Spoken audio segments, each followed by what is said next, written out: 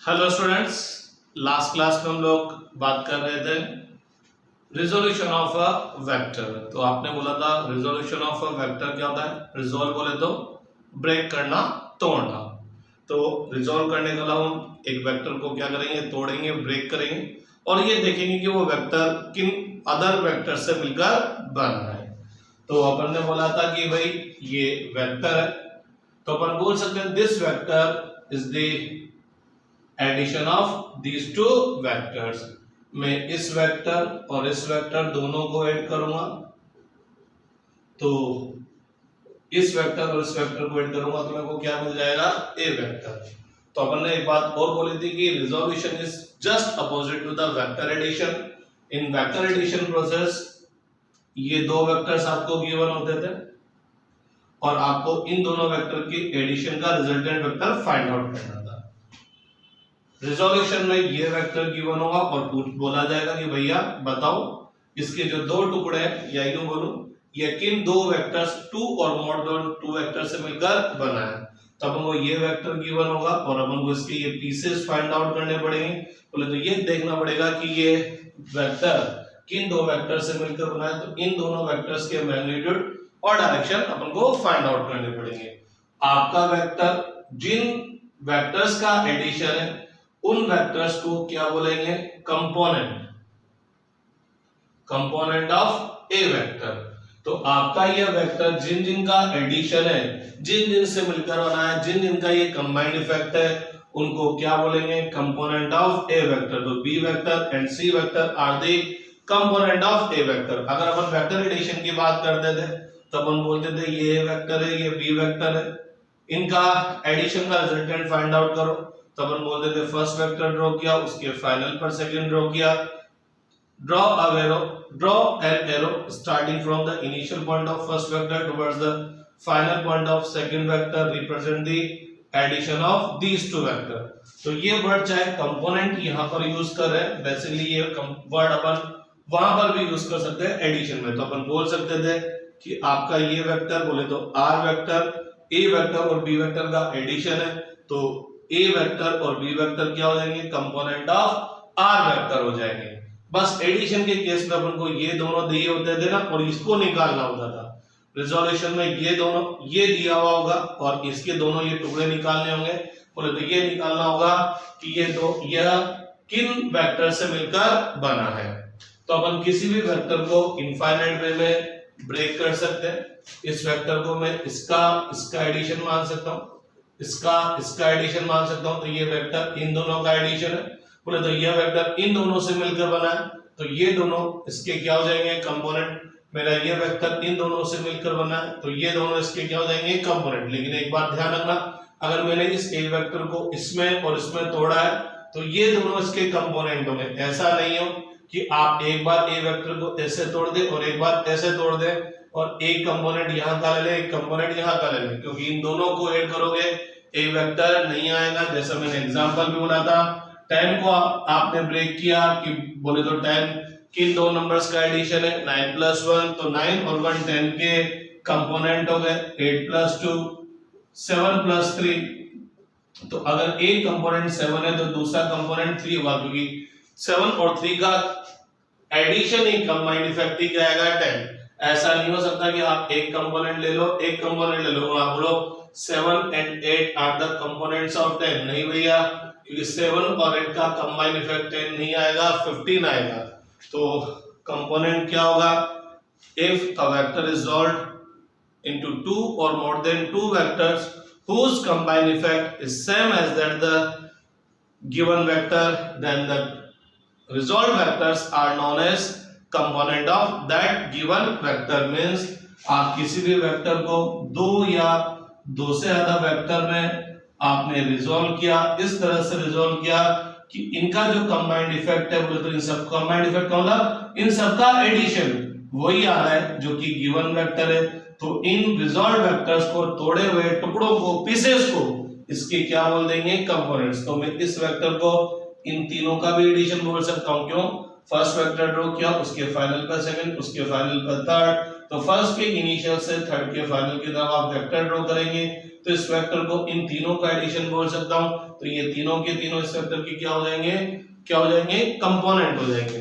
तो मैं किसी भी वेक्टर को इनफाइनाइट वे में ब्रेक कर सकता हूं, लेकिन जब मैं फिजिक्स में किसी भी वेक्टर को जब ब्रेक करूंगा, तोड़ूंगा, तो उसके जो टुकड़े आएंगे, उसके जो कंपोनेंट आएंगे, वो इस तरह से आने चाहिए ताकि जो रिजॉल्ट वेक्टर्स है, जो टुकड़े हैं, जो पीसेस है, जो कंपोनेंट हो, वो एक दूसरे के परपेंडिकुलर है। लास्ट क्लास में मैंने बोला था मैं ऐसा क्यों करता हूं, उसका रीजन मैं आगे बताऊंगा। तो जब भी मैं किसी वेक्टर को नाम कुछ भी ले लो, जब भी मैं किसी वेक्टर को दो वेक्टर्स में तोड़ूंगा, लेट अस सपोज ये टुकड़े क्या है, B vector and C vector, means A vector is the combined effect of is the addition of B vector and C vector, then B vector and C vector are known as the component of A vector। तो जब मैं तोड़ूंगा तो तोड़ते time पे थोड़ा सा दिमाग लगाऊंगा और इस तरह से ब्रेक करना पसंद करूंगा कि जो कंपोनेंट है, जो टुकड़े हैं, जो पीसेस हो, वो एक दूसरे के क्या आने चाहिए, परपेंडिकुलर। तो अगर कंपोनेंट परपेंडिकुलर है एक दूसरे के, तो उनको अपन क्या बोलेंगे, रेक्टेंगुलर कंपोनेंट।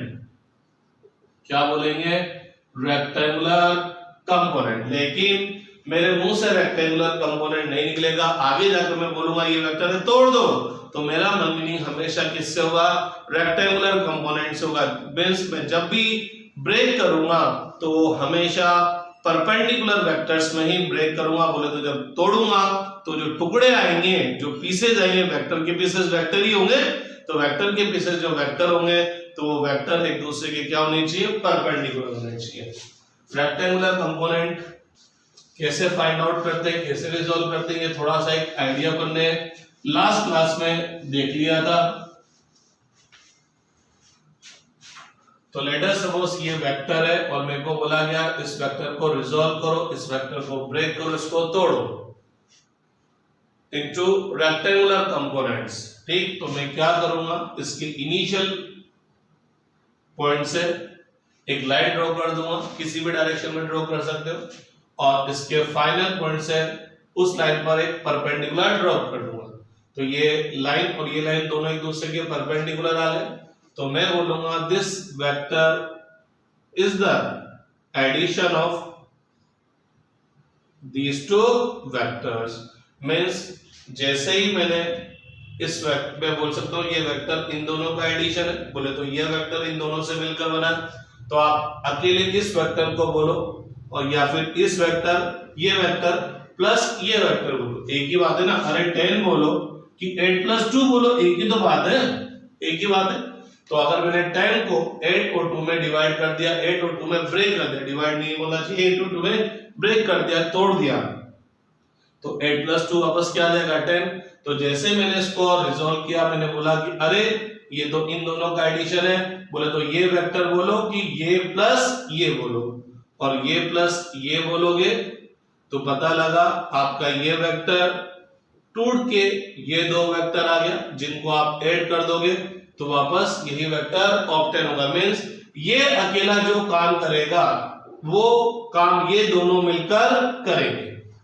अकेला ये वेक्टर जो इफेक्ट डालेगा किसी भी सिस्टम में, ये दोनों मिलकर उतना ही इफेक्ट डालेंगे। बोले तो ये वेक्टर बोलो कि ये वेक्टर प्लस ये वेक्टर बोलो, एक ही बात है, इन दोनों का कंबाइंड इफेक्ट यही आएगा।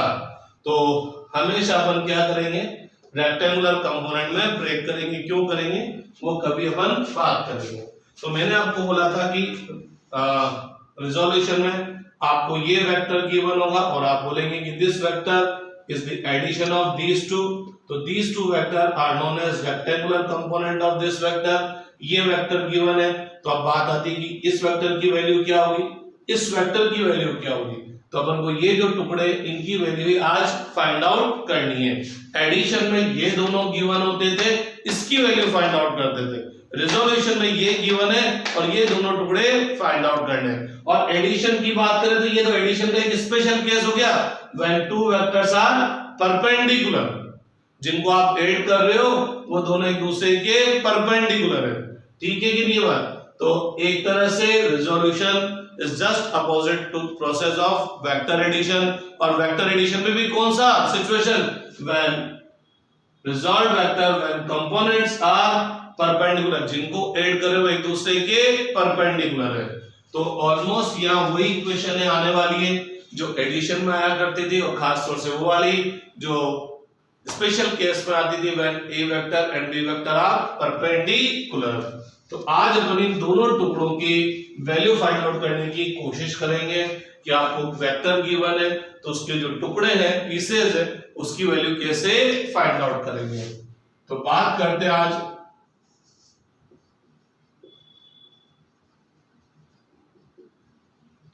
resolution of two-dimensional vector, resolution of two-dimensional vector।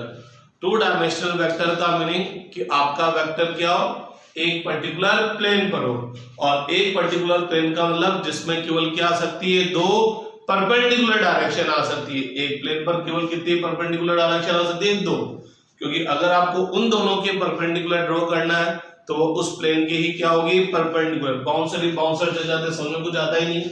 ये प्लेन है, इस प्लेन पे कितनी म्यूचुअली परपेंडिकुलर लाइंस ड्रॉ कर सकते हो, एक लाइन ये ड्रॉ की, एक ये लाइन ड्रॉ की, ये दोनों लाइन म्यूचुअली परपेंडिकुलर है।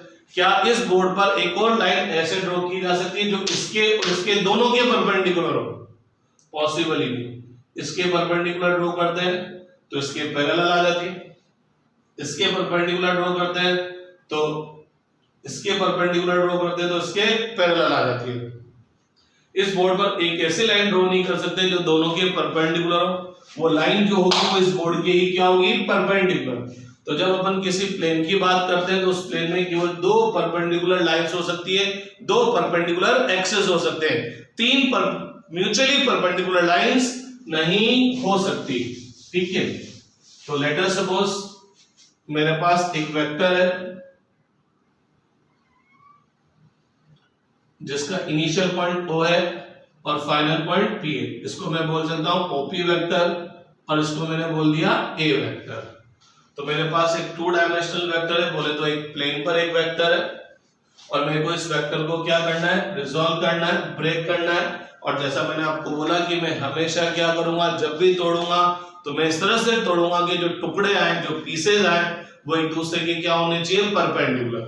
तो इसको रिजॉल्व करने के लिए मैं क्या करूंगा, इसके इनिशियल पॉइंट से दो परपेंडिकुलर लाइंस ड्रॉ कर देता हूं। इसके इनिशियल पॉइंट से दो परपेंडिकुलर लाइंस ड्रॉ कर दी, ये दोनों की दोनों लाइंस एक दूसरे के परपेंडिकुलर, और कहां से ड्रॉ की, इसके इनिशियल पॉइंट से।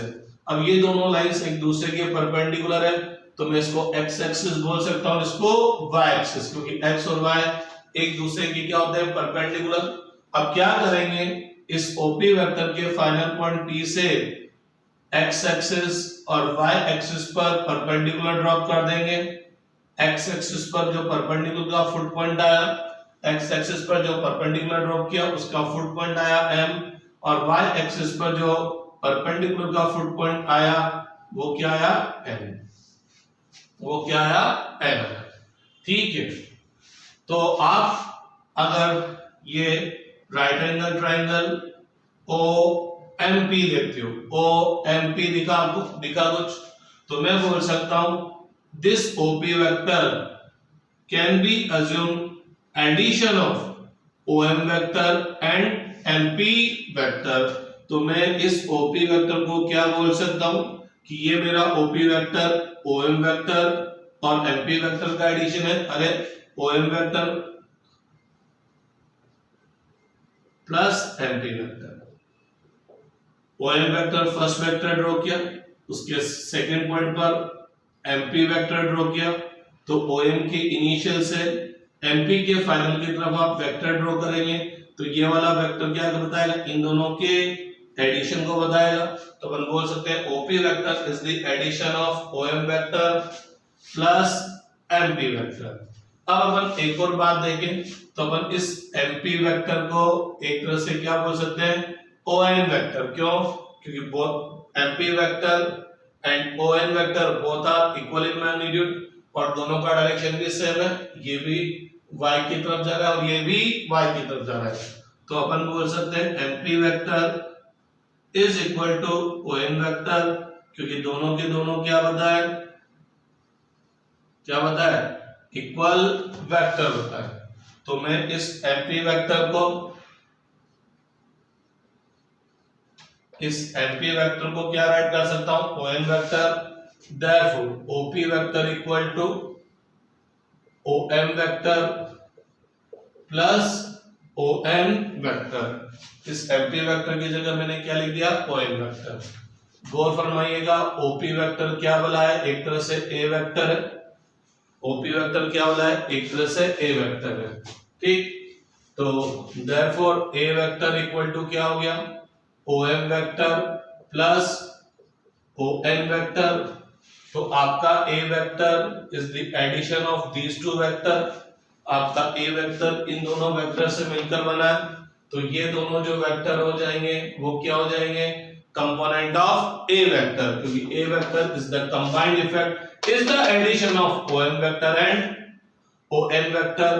तो OM vector and ON vector क्या हो जाएंगे, कंपोनेंट ऑफ A वेक्टर। ये भी क्या हो जाएगा, कंपोनेंट ऑफ A वेक्टर। तो OM वेक्टर और ON vector component of A vector हो गए। लेकिन ये जो OM वेक्टर है ये कौन सी डायरेक्शन में इसका कंपोनेंट आया, अलोंग x।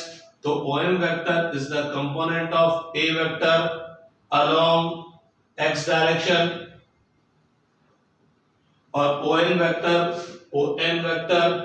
भी क्या है, ON वेक्टर भी क्या है, A वेक्टर का कंपोनेंट है। मींस इन दोनों वेक्टर को मैं ऐड कर दूंगा, OM वेक्टर और इस ON वेक्टर दोनों को ऐड कर दूंगा तो मेरे पास A वेक्टर आ जाएगा। अरे कैसा आएगा, OM वेक्टर ड्रॉ किया, उसके फाइनल पॉइंट पर सेकंड वेक्टर ड्रॉ करेंगे, ON वेक्टर ड्रॉ कर देंगे। तो फर्स्ट के इनिशियल से सेकंड के फाइनल की तरफ आप जो वेक्टर ड्रॉ करेंगे वो इन दोनों के एडिशन को तो रिप्रेजेंट करेगा, क्योंकि ये और ये तो इक्वल वेक्टर्स ही हैं, ठीक है कि नहीं बात। तो ON vector is also component of A vector, लेकिन ये कौन सी डायरेक्शन में, along y direction, along y direction. तो ये जो OM वेक्टर है कंपोनेंट ऑफ A वेक्टर है along x direction. That's why इस OM वेक्टर को अपन कुछ इस तरह से रिप्रेजेंट करेंगे, AX वेक्टर। गौर फरमाना, ये A मल्टीप्लाई बाय x नहीं है, ये A के नीचे सबस्क्रिप्ट पे नीचे बिल्कुल पाउंड पे लिखा हुआ है x, और इसको अपन प्रोनाउंसिएशन करेंगे AX वेक्टर। AX वेक्टर का मतलब क्या है, ये A वेक्टर का कंपोनेंट है, कौन सी डायरेक्शन में, x डायरेक्शन। बोले तो A वेक्टर का ये टुकड़ा है वो भी कौन सी डायरेक्शन में, x डायरेक्शन में। Similarly ON vector A vector का कंपोनेंट है, कौन सी डायरेक्शन में, y डायरेक्शन में। तो इसको अपन कैसे रिप्रेजेंट करेंगे, AY वेक्टर। तो ये कंपोनेंट्स को रिप्रेजेंट करने का मेथड, ये कंपोनेंट को रिप्रेजेंट करने का तरीका है, ताकि अंधे को ही देखते पता लग जाए कि जब किसी वेक्टर के नीचे x y इस तरह से लिखे हैं तो ये टुकड़े हैं किसके, A वेक्टर के, कौन सी डायरेक्शन में, x डायरेक्शन में, और ये y डायरेक्शन में। तो यहां पर लिख दो, तो ये A वेक्टर इक्वल टू क्या हो गया, AX vector plus AY vector. Basically मैं आपको याद दिला दूं, R vector equal to A vector plus B vector था ना। तो ये A वेक्टर और B वेक्टर R वेक्टर के कंपोनेंट थे, लेकिन जब आप दो वेक्टर्स का एडिशन करते थे ना तो इन दोनों के बीच में एंगल, इन दोनों के बीच में एंगल, A वेक्टर ये, B वेक्टर ये, और B वेक्टर को मैं घुमाता जाऊं, तो यहाँ इन दोनों के बीच में एंगल कहां से कहां तक बदल सकता था, 0 to 180, जब अपन सिंपल एडिशन की बात करते हैं।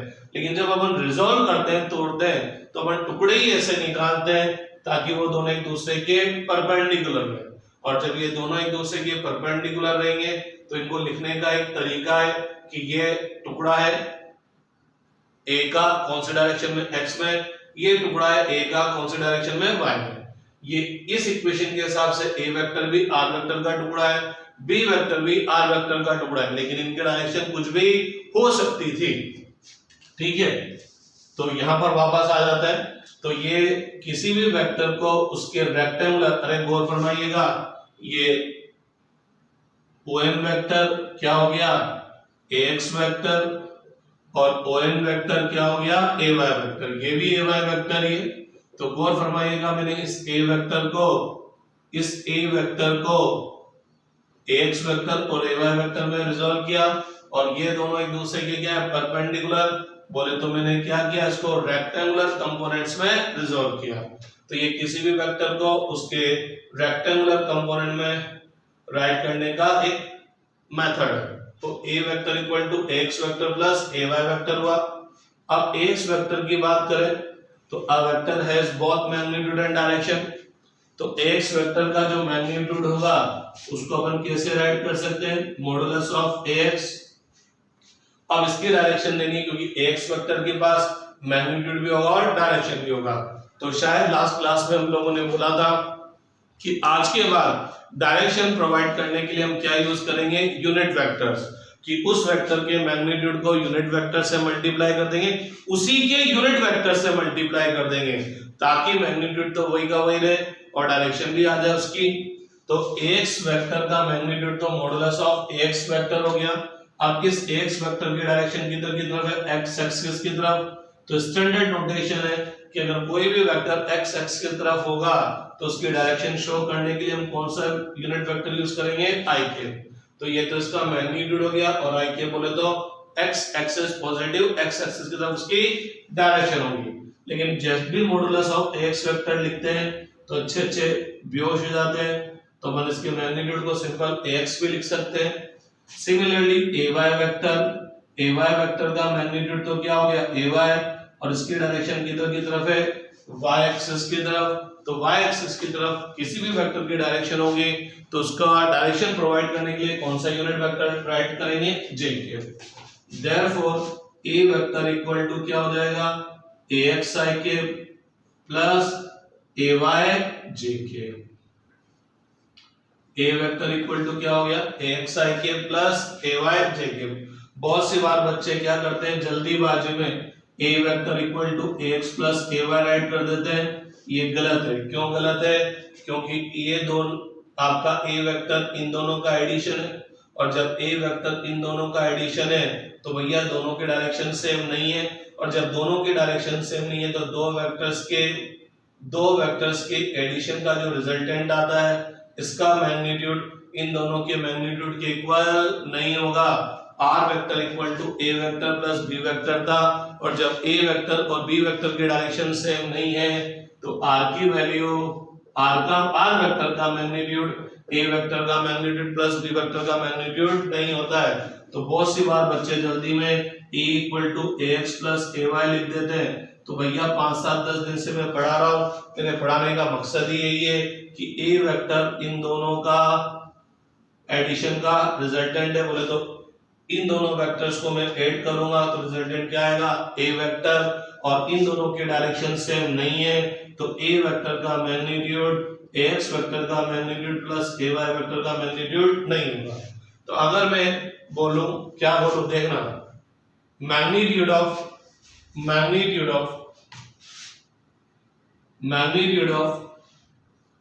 Resultant of addition of two vectors, magnitude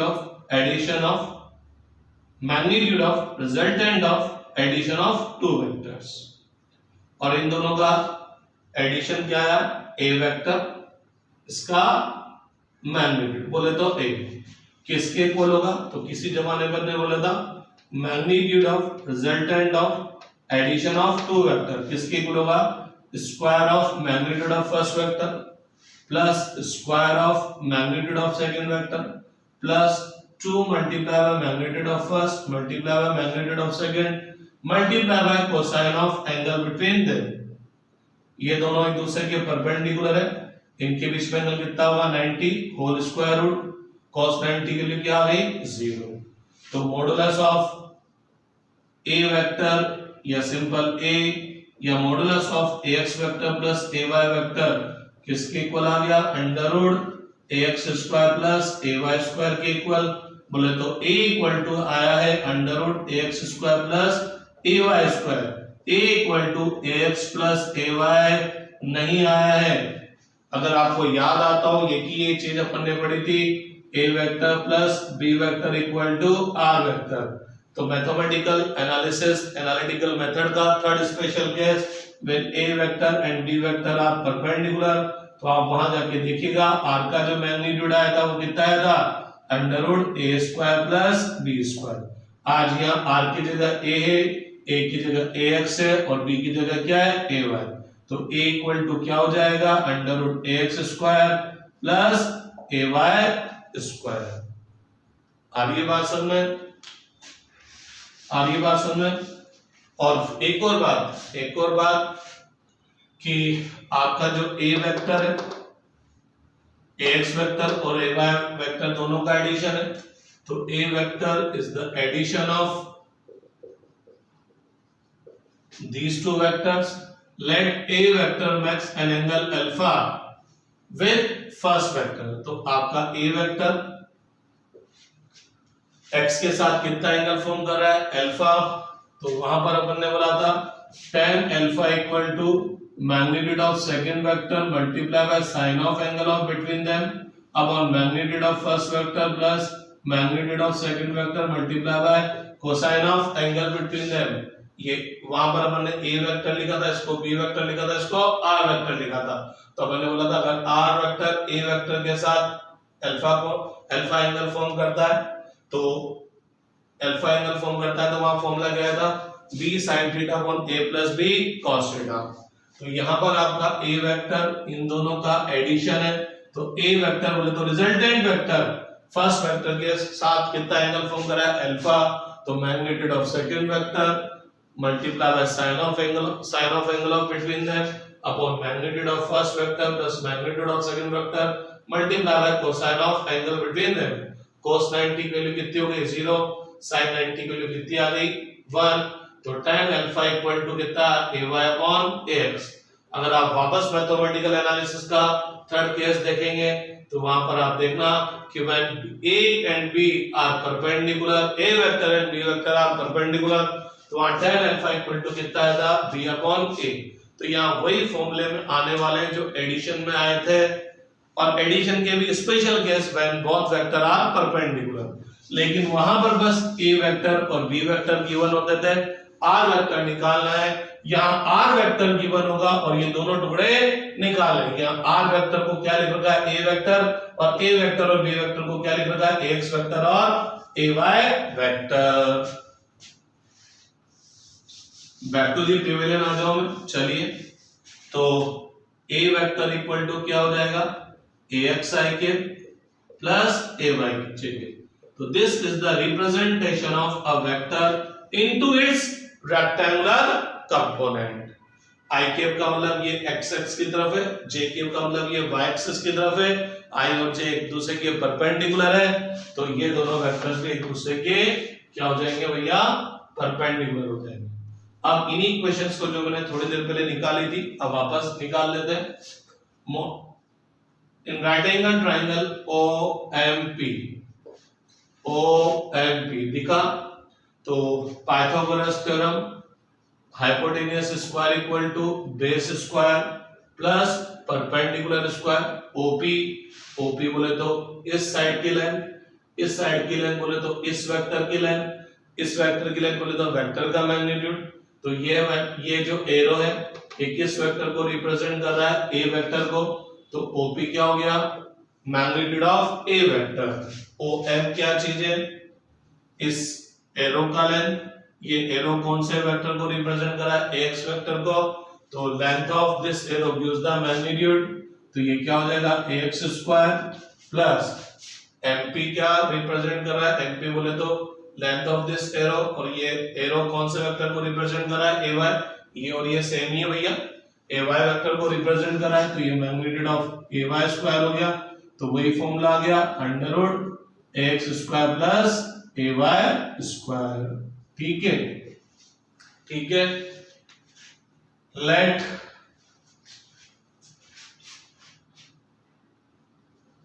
let a vector makes an angle theta with x axis। आपका जो a वेक्टर है वो x के साथ कितना एंगल फॉर्म कर रहा है, थीटा। तो मैंने इस अल्फा की जगह इस एंगल को क्या बोल दिया, थीटा। अल्फा भी बोलते हैं, कोई तकलीफ वाली बात नहीं, लेकिन मेरी प्रैक्टिस में यहाँ ये एंगल थीटा बोलने की है।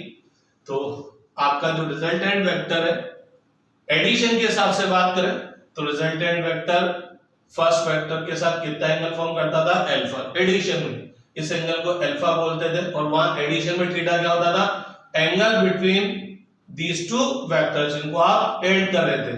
तो वहां थीटा ये होता था, जो कि यहाँ पर एक पर्टिकुलर वैल्यू है 90, और एडिशन में वहां थीटा क्या होता था, वहां थीटा क्या होता था, इन दोनों के बीच का एंगल, और अल्फा क्या होता था, इन दोनों के बीच का एंगल। यहां पर मैंने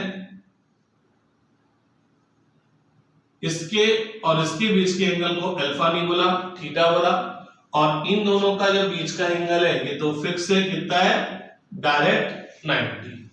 ठीक है, तो let A vector makes an angle theta with X axis, तो tan theta in right angle triangle OMP, tan theta is equal to perpendicular MP upon base OM। MP क्या वाला है, magnitude of A vector along y, और OM क्या वाला है, sorry MP क्या वाला है, magnitude of A Y vector, और OM क्या वाला है, मैग्नीट्यूड ऑफ AX वेक्टर। बोले तो अगर आपका A वेक्टर x एक्सिस से थीटा एंगल फॉर्म कर रहा है, तो tan थीटा इक्वल टू क्या होगा, component of vector along y direction upon component of A vector along x direction. तो जिसको आप रिजॉल्व कर रहे हो, अगर वो x एक्सिस से थीटा एंगल फॉर्म कर रहा है, तो tan थीटा इक्वल टू क्या होगा, component of this vector along y upon component of this vector along x direction. Clear है कि नहीं बात, ठीक है। तो अभी तक मेरा मकसद पूरा गया, अभी तक मैं आपको केवल बेवकूफ बना रहा हूं, वही है कि किसी पे रावण गा रहा हूं, क्योंकि अभी तक मैंने आपको कोई स्पेशल चीज नहीं पढ़ाई। ये वही इक्वेशन है r equal to under root a square plus b square, और ये वही इक्वेशन है tan alpha equal to b upon a। मेरा जो टारगेट था, अभी तक तो मैंने वो बताया नहीं, मेरा टारगेट था कि जब मैंने इसको तोड़ा और मेरे को ये दो टुकड़े मिले, मैंने बोला कि ये वेक्टर इन दोनों का एडिशन है। अभी तक तो मैं क्या कर रहा हूं, इस वेक्टर को इन दोनों के फॉर्म में रिप्रेजेंट कर रहा हूं। ये तो वेक्टर फॉर्म में रिप्रेजेंट किया, इस वेक्टर को इन दोनों के फॉर्म में रिप्रेजेंट किया, वेक्टर्स फॉर्म में। अब मैंने क्या किया, यहाँ पर इस वेक्टर के मैग्नीट्यूड को इन दोनों के मैग्नीट्यूड के फॉर्म में रिप्रेजेंट किया, और इसकी डायरेक्शन को इनके मैग्नीट्यूड की डायरेक्शन के फॉर्म में रिप्रेजेंट किया। ये काम तो अपन पहले ही कर चुके हैं कि जब दो वेक्टर को ऐड करते हैं तो उनका जो रिजल्टेंट आता है उसका मैग्नीट्यूड क्या होगा, फर्स्ट वेक्टर के मैग्नीट्यूड का स्क्वायर प्लस सेकंड के मैग्नीट्यूड का square plus 2ab cos theta आता था ना, इनके बीच में एंगल कितना है 90, तो खत्म। और similarly tan alpha equal to b sin theta upon a plus b cos theta आता था, उससे ay अपॉन ax आ गया। तो अभी तक तो मैंने ये काम एडिशन का ही किया कि दो वेक्टर्स के एडिशन का जो रिजल्टेंट है उसका ये मैग्नीट्यूड हो गया और ये उसकी डायरेक्शन होगी। लेकिन मेरा मकसद क्या था, एडिशन में तो क्या होता था, ये दोनों गिवन होते थे, इसके बारे में नॉलेज निकालते थे, तो मैग्नीट्यूड यहां से आ जाता था, डायरेक्शन यहां से आ जाती थी। लेकिन एक्चुअल में तो रेजोल्यूशन में ये गिवन होगा और इसका मैग्नीट्यूड डायरेक्शन, इसका मैग्नीट्यूड डायरेक्शन फाइंड आउट करना है। तो ax वेक्टर का डायरेक्शन तो आ गई अलोंग x, y वेक्टर की डायरेक्शन आ गई अलोंग y। अब मेरे को ये देखना है इस ax वेक्टर का मैग्नीट्यूड कितना होगा और इस ay वेक्टर का मैग्नीट्यूड कितना होगा, क्योंकि रिजोल्यूशन में ये गिवन होगा, इन दोनों के मैग्नीट्यूड आपको फाइंड आउट करने हैं। ये गिवन होने का मतलब इसका मैग्नीट्यूड पता होगा और इसकी डायरेक्शन भी पता होगी, और जब इसका मैग्नीट्यूड पता है, डायरेक्शन पता है, डायरेक्शन पता होने का मतलब आपको ये पता है किस डायरेक्शन में, तो आपको ये पता होगा कि ये a वेक्टर x के साथ कितना एंगल फॉर्म करेगा। तो मेरा जो असली टारगेट है वो क्या है, वो ये है कि x वेक्टर का मैग्नीट्यूड और y वेक्टर का मैग्नीट्यूड फाइंड आउट करना है।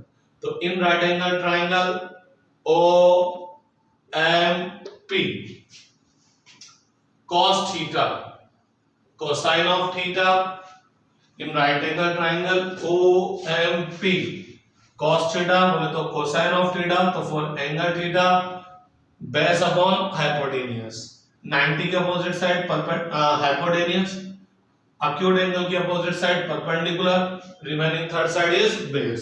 तो cos थीटा क्या हो गया OM अपॉन OP, तो OM इक्वल टू क्या हो गया OP cos theta, OP cos theta, OM क्या बोला है यहां से यहां तक की लेंथ, बोले तो इस एरो की लेंथ, ये एरो बोले तो x वेक्टर, तो एरो की लेंथ क्या देगी मैग्नीट्यूड ऑफ वेक्टर, तो OM क्या है magnitude of ax vector, OP क्या है यहां से यहां तक की लेंथ, बोले तो इस एरो की लेंथ, एरो क्या देता है वेक्टर, एरो की लेंथ क्या देती है वेक्टर के मैग्नीट्यूड को, तो ये एरो कौन से वेक्टर को रिप्रेजेंट कर रहा है a वेक्टर को, तो जो OP है वो क्या हो जाएगा मैग्नीट्यूड ऑफ a वेक्टर।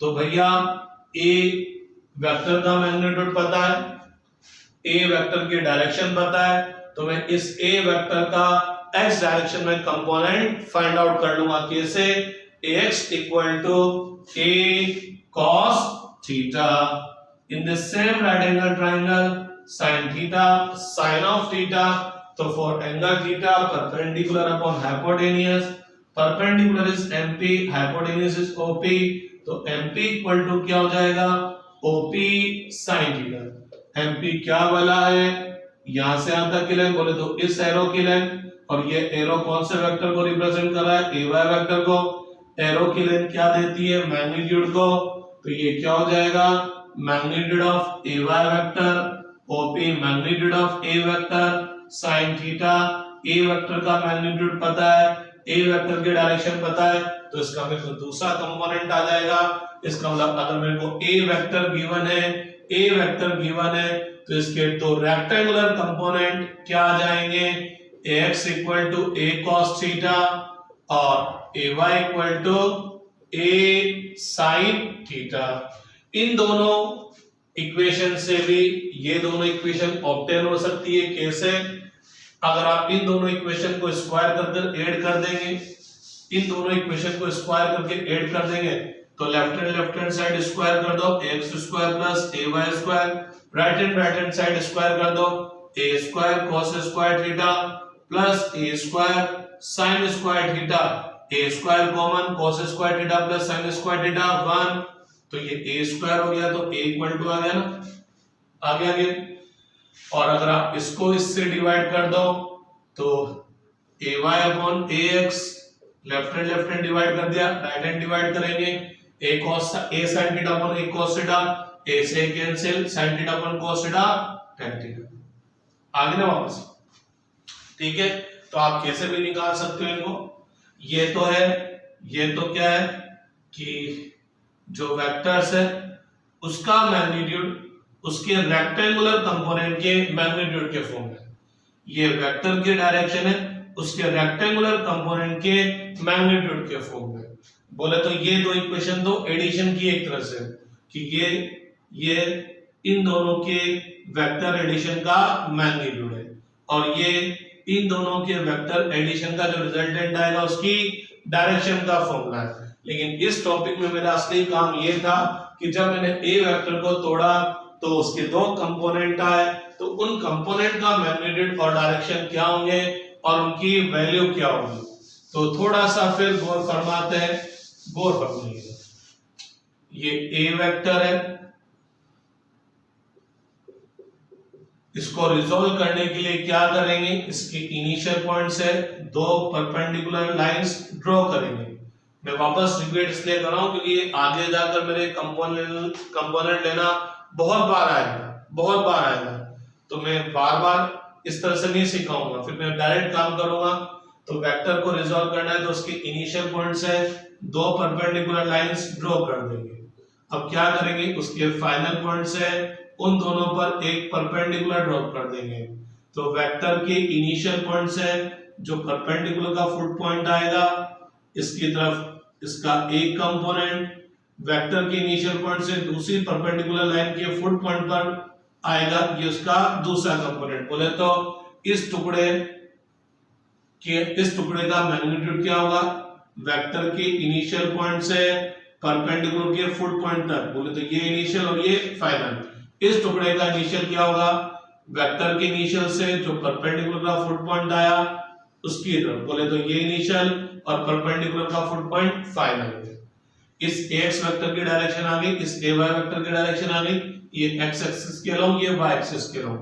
अब अगर आपका a वेक्टर x एक्सिस से कितना एंगल फॉर्म करता है, थीटा, तो component of ax vector component of a vector along x direction कितना आया, a cos थीटा, और component of a vector magnitude of component of a vector along y direction कितना आया, a sin थीटा। तो जैसा मैंने बोला कि पता नहीं फिजिक्स में कितनी बार वेक्टर्स के कंपोनेंट लेने पड़ेंगे। अगर बार बार आप इस तरह से ट्रायंगल बनाते चले गए, इस तरह से cos theta sin theta use करते जाएंगे, तो पता नहीं कितना टाइम अपना वेस्ट होगा। तो मैं थोड़ी सी आपको एक ट्रिक बता देता हूं, उस ट्रिक से अगर आप उस ट्रिक को यूज करेंगे तो ये कंपोनेंट के मैग्नीट्यूड 1 सेकंड के अंदर आ जाएंगे। नहीं तो बार बार आपको cos थीटा sin थीटा लगा के निकालने पड़ेंगे। तो एक सिंपल सी ट्रिक क्या है देखना, अगर आपका a वेक्टर, यहाँ a वेक्टर की जगह कुछ भी हो सकता है, कोई भी वेक्टर हो सकता है, f vector, p vector, f1 vector, f2 vector, e1 vector, b1 vector, कुछ भी हो सकता है। तो अगर आपका a वेक्टर x एक्सिस के साथ, अब इस x एक्सिस की जगह मैं किसी भी लाइन बोल सकता हूं, अगर आपका a वेक्टर किसी भी डायरेक्शन से थीटा एंगल फॉर्म करेगा, तो उस वेक्टर का उस डायरेक्शन में जो कंपोनेंट आएगा उसका मैग्नीट्यूड क्या होगा, उस वेक्टर के खुद का magnitude multiply by cosine cos theta. बोले तो आपका वेक्टर जिस डायरेक्शन से थीटा एंगल फॉर्म कर रहा है उसकी तरफ कंपोनेंट क्या आएगा, cos थीटा, और इसी वेक्टर का इसके परपेंडिकुलर डायरेक्शन में कंपोनेंट, क्योंकि मैं जब भी तोड़ूंगा दो परपेंडिकुलर डायरेक्शन में तोड़ूंगा, एक कंपोनेंट इधर आ गया तो दूसरा कंपोनेंट इसके परपेंडिकुलर डायरेक्शन में होगा, तो उसी वेक्टर का इस डायरेक्शन के परपेंडिकुलर डायरेक्शन में कंपोनेंट क्या होगा, magnitude of that vector multiply bye sin theta. तो गौर फरमाना, इन दोनों कंपोनेंट में उस वेक्टर का तो मैग्नीट्यूड आ रहा है, बस ये चेक करना है कि cos से मल्टीप्लाई करना है कि sin से मल्टीप्लाई करना है, सिंपल सी बात। तो मेरा सिंपल सा एक कॉन्सेप्ट होता है कि जब भी आप किसी वेक्टर के दो परपेंडिकुलर डायरेक्शन में कंपोनेंट ले रहे हो, तो आपका वेक्टर जिस एक्सिस से एंगल फॉर्म कर रहा है, नहीं, ये वेक्टर तो दोनों से एंगल फॉर्म कर रहा है, इससे भी कर रहा है तो इससे भी कर रहा है। तो मेरा कहने का मतलब क्या है कि आपका वेक्टर ये a वेक्टर, इसको रिजॉल्व करना चाह रहे हैं into two mutually perpendicular direction.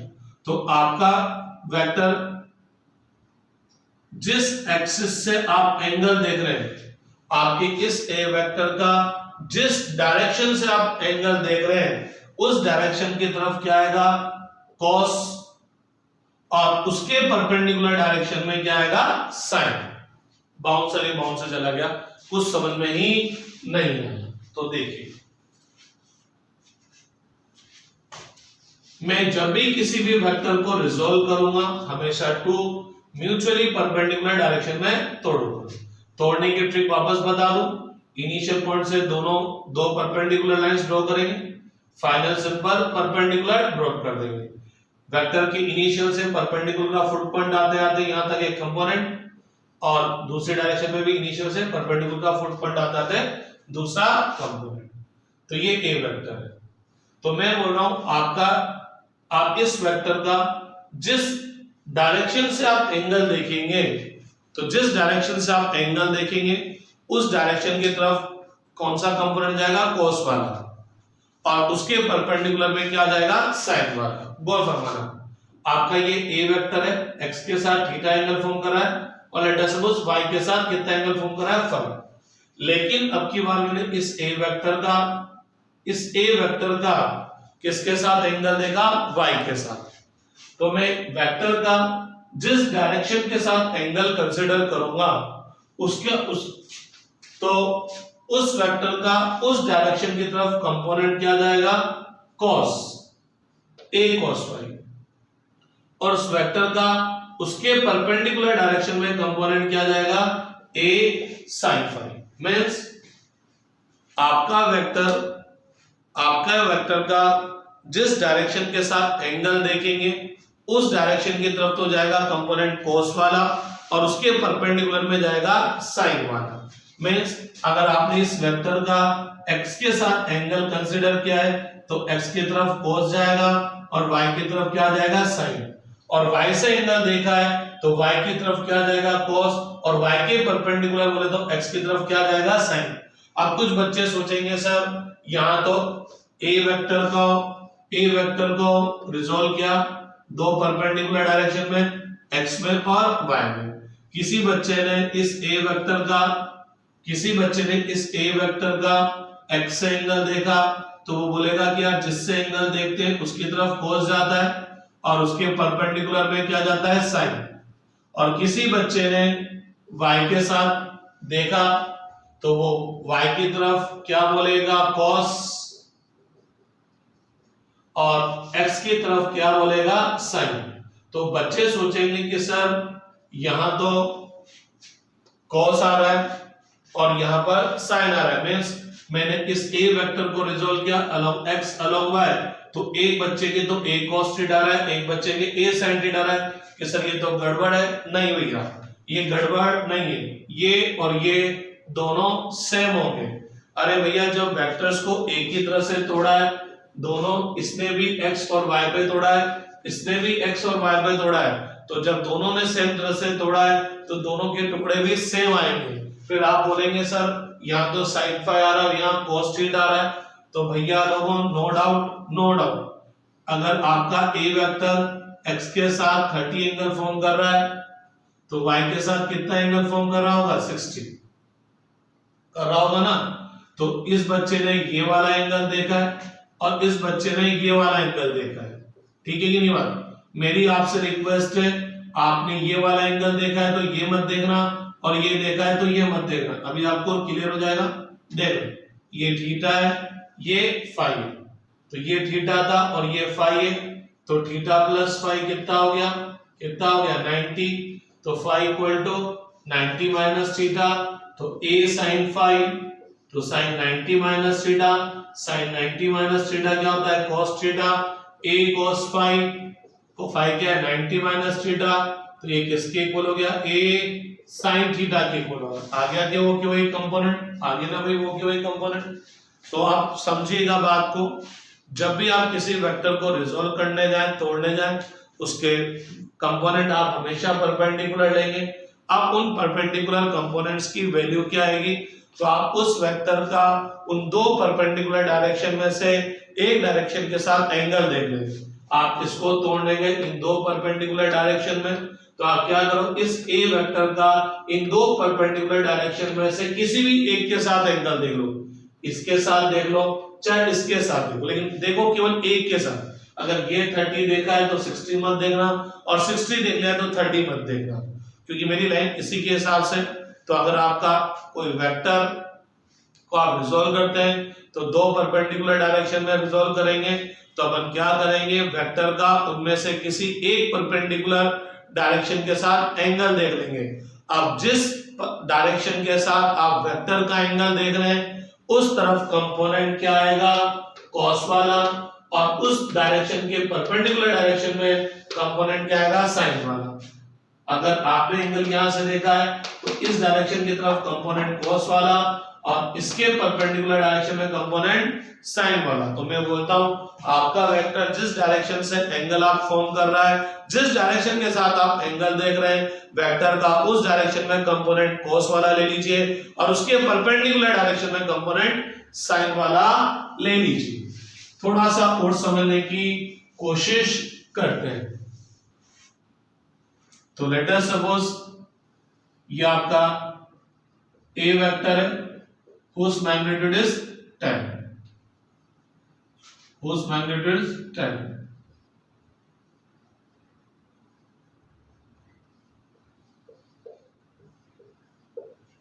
ये x से कितना एंगल फॉर्म कर रहा है 30, तो नो डाउट y से कितना कर रहा होगा 60, है ना। तो एक बार अपन इसको रिजॉल्व करते हैं, कंपोनेंट देखते हैं, एक बार देखते हैं 30 एंगल देखते हुए, एक बार देखते हैं 60 एंगल देखते हुए। मैंने आपसे रिक्वेस्ट की हाथ जोड़ के कि 30 और 60 दोनों एक साथ मत देख लेना, दोनों एक साथ देखोगे तो गलत करोगे। कॉस की जगह साइन, साइन की जगह कॉस, 30 की जगह 60, 60 की जगह 30 आ जाएगा। इसलिए आपसे रिक्वेस्ट है एंगल एक के साथ देखना। तो अगर आप इस ए वेक्टर का x और y डायरेक्शन में कंपोनेंट निकालना चाहते हैं तो इस ए वेक्टर का x डायरेक्शन में कंपोनेंट क्या आएगा, आपका ये ए वेक्टर x से 30 एंगल फॉर्म कर रहा है, तो जिस डायरेक्शन से एंगल आप कंसीडर कर रहे हैं उसकी तरफ कंपोनेंट कौन सा जाएगा, cos। लेकिन साथ साथ में वेक्टर का मैग्नीट्यूड भी आएगा, a cos 30, a की वैल्यू कितनी है 10, cos 30 की वैल्यू √3/2, तो 5√3।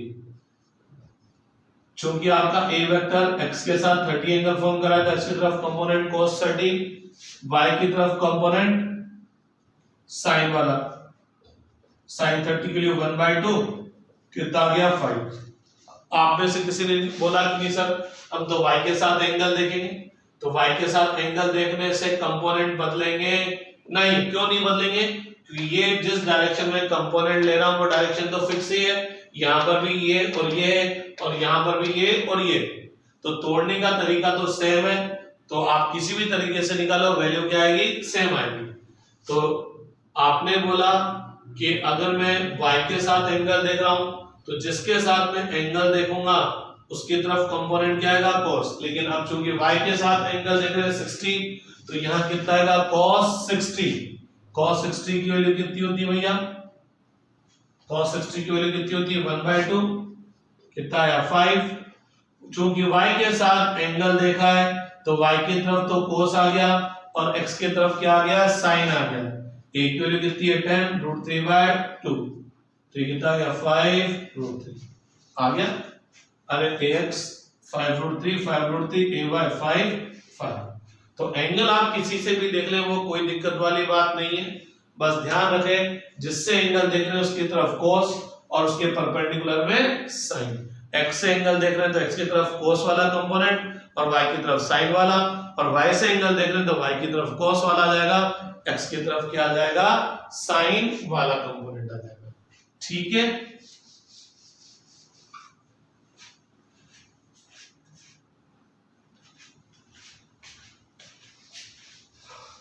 चलिए अब इस पर बस न्यूमेरिकल देख लेते हैं।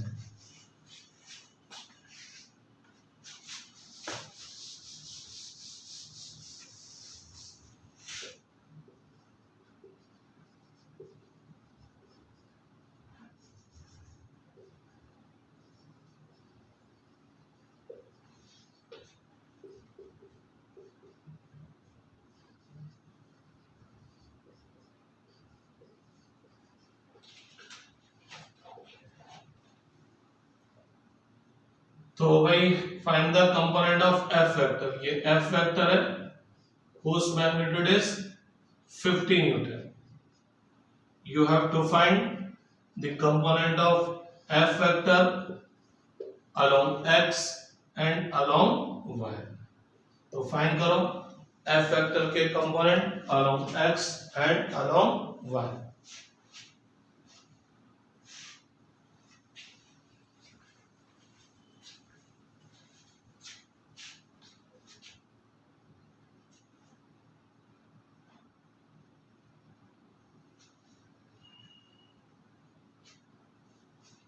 तो सिंपल सा है, f वेक्टर के कंपोनेंट देखना है along x along y। तो f वेक्टर x से कितना एंगल फॉर्म कर रहा है 60, तो f का x की तरफ कंपोनेंट कितना आ जाएगा, जिसके साथ एंगल कंसीडर करें उसकी तरफ cos, और उसके परपेंडिकुलर में क्या आ जाएगा sin 60। लेकिन बहुत सी बार बच्चे क्या करते हैं, मैं cos और sin बोलता हूं ना तो cos 60 sin 60 लिख देते हैं। अरे नहीं भैया, f का कंपोनेंट है तो मैग्नीट्यूड ऑफ f भी आएगा मल्टीप्लाई बाय cos 60 आएगा। f की वैल्यू कितनी है 50, cos 60 कितना होता है भैया, cos 60 कितना होता है 1/2 तो 25 न्यूटन, और f की वैल्यू कितनी है 50, sin 60 √3/2 तो ये कितना है 25 √3। चलिए नेक्स्ट क्वेश्चन करिए। कंपोनेंट ऑफ ए वेक्टर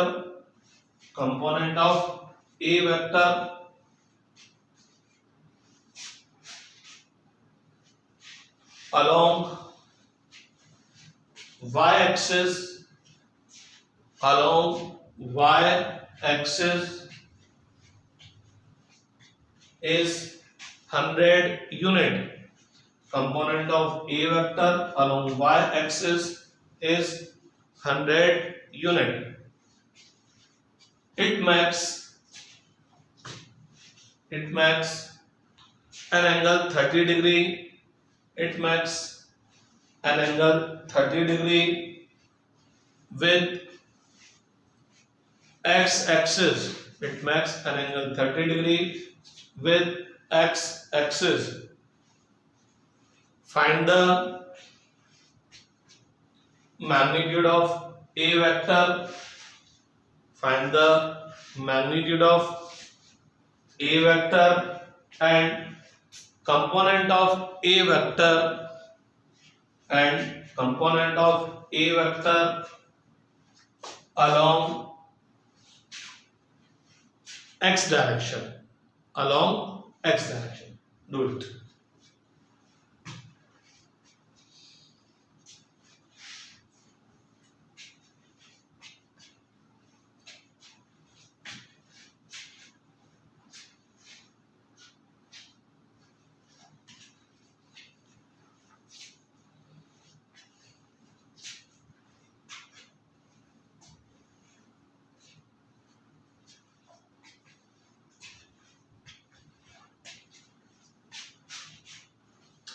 तो सिंपल सा गिवन है, let us suppose this is a vector और ये ए वेक्टर x के साथ कितना एंगल फॉर्म कर रहा है 30।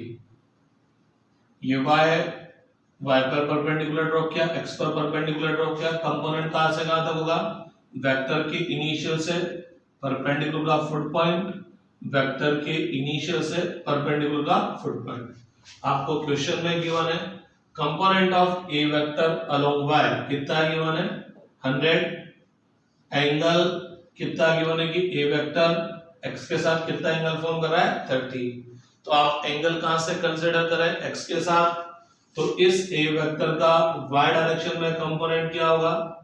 अगर आप x के साथ एंगल कंसीडर करें तो x की तरफ तो कंपोनेंट cos वाला जाएगा और y की तरफ कंपोनेंट कौन सा वाला जाएगा sin वाला।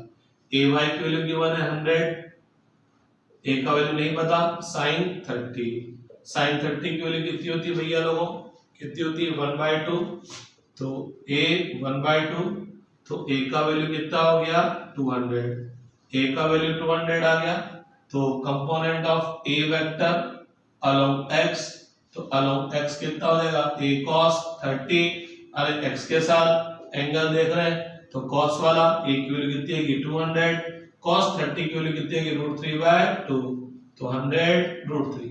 इस चीज को मैं ऐसे भी निकाल सकता था, कैसे, a vector is the addition of these two vectors. अरे ये और ये a वेक्टर के दो कंपोनेंट है, तो अपन को पता है कि इस वेक्टर का मैग्नीट्यूड बोले तो जो रिजल्टेंट वेक्टर का मैग्नीट्यूड है उसके रेक्टेंगुलर कंपोनेंट के फॉर्म में, याद है थोड़ी देर पहले निकाला था, वेक्टर्स का मैग्नीट्यूड उसके रेक्टेंगुलर कंपोनेंट के फॉर्म में कितना आएगा a = √ax² + ay², squaring both side, तो यहाँ तो स्क्वायर हो गया और यहाँ स्क्वायर रूट हट गया, तो ax² = a² - ay², a² a की वैल्यू कितनी है 200, a की वैल्यू कितनी है भैया 200, तो 200 का स्क्वायर माइनस ay कहां गया, ay कहां गया ये रहा, तो स्क्वायर, तो ये कितना हो गया 4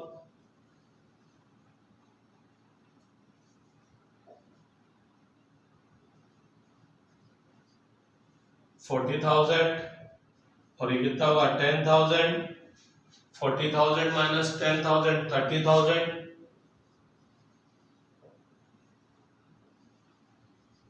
30,000 बोले तो 3 multiply by 10 to the power 4, तो स्क्वायर एक्स इक्वल टू क्या हो जाएगा under root 3 square root of 10 to the power 4 कितना हो जाएगा 10 to the power 2, 10 to the power 2 का मतलब 100, तो 100 रूट 3 आ गया।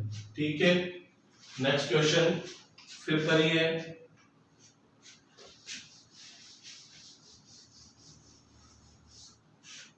ए vector equal to 3i cap plus 4j cap, find the magnitude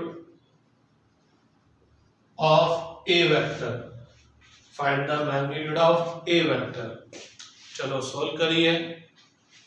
तो अगर आप थोड़ा सा फिर गौर फरमाएंगे तो आपका a वेक्टर इन दोनों का एडिशन है और ये दोनों एक दूसरे के क्या है परपेंडिकुलर है, तो a वेक्टर यार ये x की तरफ और ये y की तरफ तो परपेंडिकुलर हो गए, तो आपका a वेक्टर गिवन है in terms of its rectangular component. अरे a वेक्टर इन दोनों का एडिशन, तो ये दोनों इसके कंपोनेंट है और ये दोनों एक दूसरे के परपेंडिकुलर है, तो रेक्टेंगुलर कंपोनेंट। तो जब आपका वेक्टर उसके रेक्टेंगुलर कंपोनेंट के फॉर्म में गिवन होता है, तो अगर आपको याद दिलाऊं a vector equal to axi के प्लस ayj के होता है, तो a वेक्टर का मैग्नीट्यूड क्या होता है under root ax square plus ay square, और इसी चीज को थोड़ा और लिखो तो ax vector plus ay vector, ax vector को अपन क्या राइट करते हैं axi के, ay वेक्टर को क्या राइट करते हैं ayj के, तो ax वेक्टर का मैग्नीट्यूड ax वेक्टर तो ये हुआ 3i के, इसका मैग्नीट्यूड हो गया 3, ay वेक्टर हुआ 4j के, इसका मैग्नीट्यूड कितना हो गया 4, कहने का मतलब ax हो गया 3 और ay कितना हो गया 4, तो a वेक्टर का मैग्नीट्यूड क्या हो जाएगा 3 स्क्वायर प्लस 4 स्क्वायर और ये कितना हो जाएगा 25 बोले तो 5। आप में से बहुत से बोलेंगे सर बाउंसर ही जा रहे, अरे भैया बाउंसर कहाँ जा रहे, आप पढ़ नहीं रहे कुछ भी। अगर आप बोलते हैं कि बाउंसर जा रहे हैं तो आप कुछ भी नहीं पढ़ रहे। देखना कैसे नहीं पढ़ रहे, क्योंकि एडिशन से पढ़ाता आ रहा हूं। आपका ये वेक्टर इन दोनों वेक्टर का एडिशन का रिजल्टेंट है ना।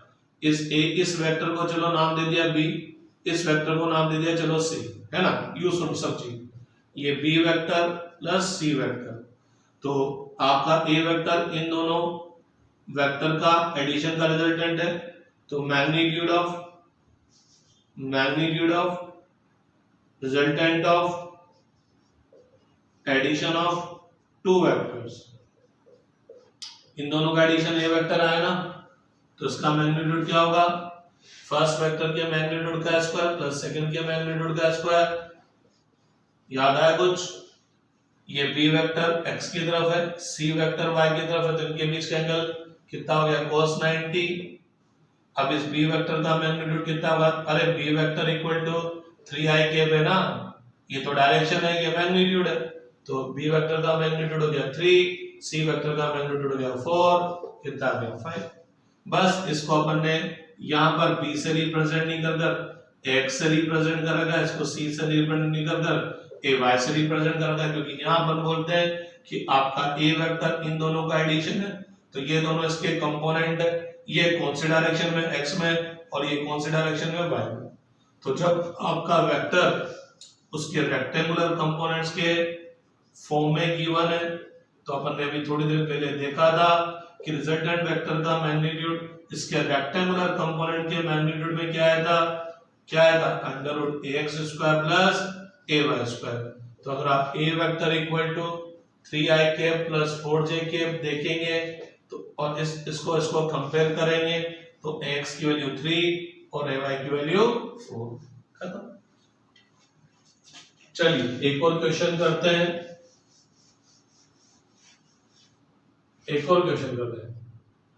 फाइंड द यूनिट वेक्टर, ये तो नाम सुना होगा, find the unit vector of A vector which is 3i cap plus 4j। तो आपको क्या करना है, find the unit vector of A vector. A vector का यूनिट वेक्टर फाइंड आउट करना है। तो अपन ने बोला था unit vector of any vector can be obtain by dividing vector with its magnitude. तो किसी भी वेक्टर का यूनिट वेक्टर फाइंड आउट करने के लिए क्या करेंगे, उस वेक्टर को उसी के मैग्नीट्यूड से डिवाइड करेंगे। तो जब किसी वेक्टर को उसी के मैग्नीट्यूड से डिवाइड करेंगे तो ऑब्टेन जो वेक्टर होगा उसका मैग्नीट्यूड तो 1 होगा और उस ऑब्टेन वेक्टर की डायरेक्शन इसी की डायरेक्शन में होगी। और यूनिट वेक्टर को किससे रिप्रेजेंट करेंगे, ए कैप से। मींस मतलब समझिएगा, अगर ए वेक्टर इधर है, ए वेक्टर इधर है, तो ए कैप भी इधर ही होगा, लेकिन इसका मैग्नीट्यूड कितना होगा, 1। तो किसी भी वेक्टर का यूनिट वेक्टर क्या होगा, उसी की डायरेक्शन में, इसी वेक्टर के डायरेक्शन में एक ऐसा वेक्टर जिसका मैग्नीट्यूड कितना होता है, 1 होता है। ए वेक्टर तो ये रहा 3i plus 4j। Magnitude of A vector, तो अगेन ए वेक्टर गिवन है in terms of its rectangular component, तो इसका मैग्नीट्यूड कितना आएगा, 3 स्क्वायर प्लस 4 स्क्वायर। तो ए कैप इक्वल टू आ गया 3i cap plus 4j upon 5। इसको आप सेपरेट करके भी ऐसे लिख सकते हो। तो ये जो ए वेक्टर है इसका मैग्नीट्यूड तो 1 होगा, निकाल के देख लीजिएगा, और इसकी डायरेक्शन और ए वेक्टर की डायरेक्शन सेम होगी। अगर आप डायरेक्शन निकाल सके दोनों की, तो दोनों की डायरेक्शन क्या आएगी, सेम आएगी। अब एक क्वेश्चन आप ही सॉल्व करेंगे, वो मैं सॉल्व नहीं करूंगा, तो लिखो फिर A vector equal to 12i cap plus 5j cap. A vector equal to 12i cap plus 5j cap. Find a vector in the direction of a vector. Find a vector in the direction of a vector whose magnitude is 5. तो a vector equal to क्या है, 12i cap plus 5j cap. तो आपको क्या करना है, इसी की डायरेक्शन में एक ऐसा वेक्टर फाइंड आउट करना है जिसका मैग्नीट्यूड 5 हो। तो चलिए आज इतना सही पढ़ते हैं, फिर नेक्स्ट क्लास में आगे देखते हैं। Thank you.